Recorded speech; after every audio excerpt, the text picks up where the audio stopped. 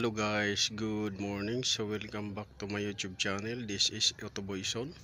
So mayroon tayo na naman ditong ni-rescue na multicab K6A, F6A, halos parehas lang to. So ang issue nito guys ay nagka-crank naman siya pero ayaw umandar. So sinubukan natin na pandarin, umandar siya pero maingay. So may lagatak. So yan yung hanapin natin dahil hindi tayo makapag revolution dahil lumalagatak. So yan yung ano natin, baka may yung valvula yung may diferensya na nito or yung piston. So yan yung anuhin natin, check. So ngayon bubuksan natin yung valve cover nya.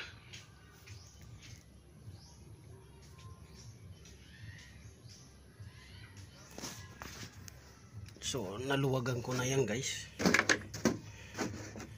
luwagan ko na to. Yan, mga bolt na yan, 4 lang yan. Luwagan ko na dahil hindi ko na maikot yung makina. So ngayon yan yung titingnan natin bakit malagatak siya. Tapos yung pinakrank natin, nagcrank siya, tapos umandar pa siya. Tapos kalaunan wala na, matigas na siya. So ito yung valve cover nya. So titingnan natin kung anong nangyari, bakit umandar siya tapos malagatak. Nung pinandar natin uli, wala na.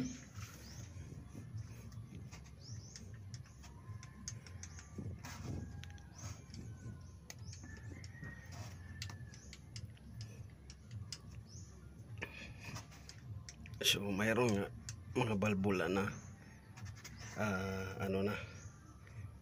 maluwag. So dito sa number 1, ito number 1, matigas. Ito matigas siya. Sa exhaust may clearance. Dito sa number 2 puro may clearance. So maluwag.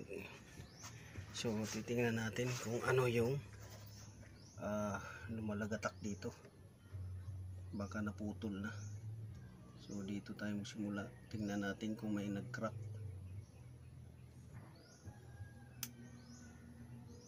Tingnan natin kung may nag-crack na dyan. So isa-isahin lang natin at videohan kung mayroon nang nag-crack dito sa baba.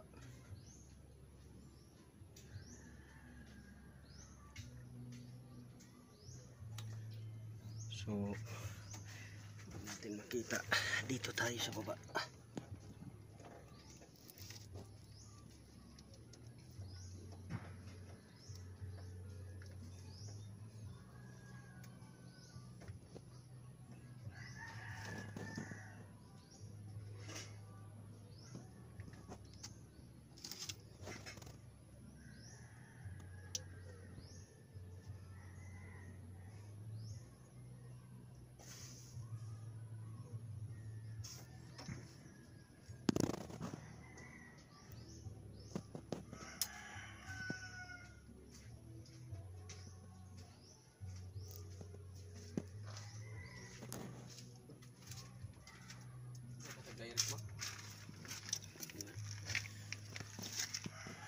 So wala tayong nakita guys na crack or basag, pero nagduda ako nito guys na baka maya naputol yung timing belt doon, kaya ayaw na umikot. So yan yung ano natin, i-check, baka naputol doon. So yun, ikutin natin, tatanggalin muna natin yung mga belt doon. So may lagatak to guys, umandar pero may lagatak. So update ko kayo guys nito, dalawa lang naman ito guys, valve at saka belt ang naglalagatak. So this is Autoboyson. Maraming salamat. Update ko kayo sa susunod na video.